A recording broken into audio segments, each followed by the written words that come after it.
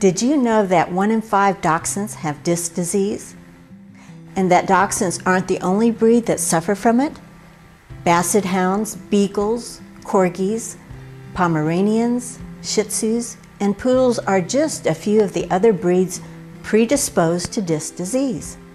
The good news is there is hope for all.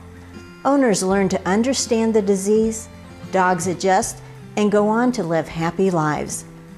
Many dogs recover the ability to walk anywhere from weeks to a year or more after a disc injury. Those that do not use a wheelchair to play, they have fun chasing balls, looking for critters, and going for walks. They enjoy life the same happy, loving way as always.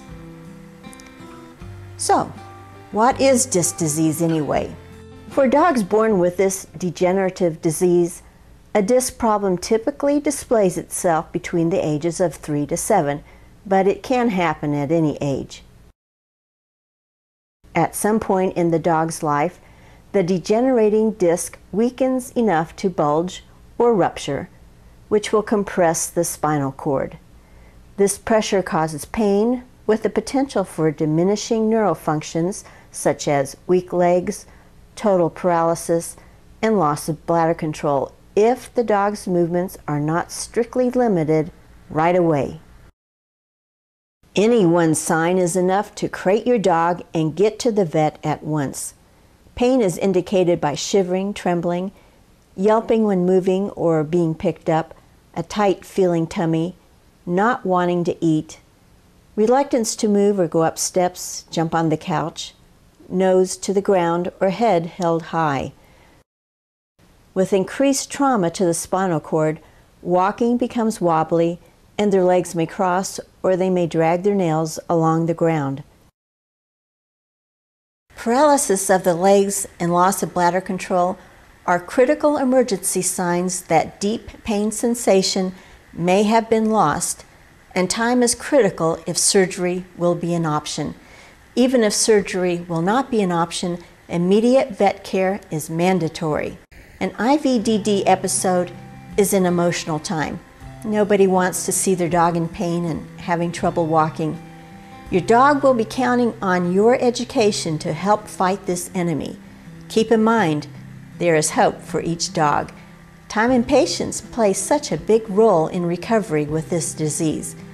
IVDD is a disease and not an injury. IVDD causes the discs in between the vertebrae to prematurely harden. During normal activity, discs weaken with cracks and rips on the surface.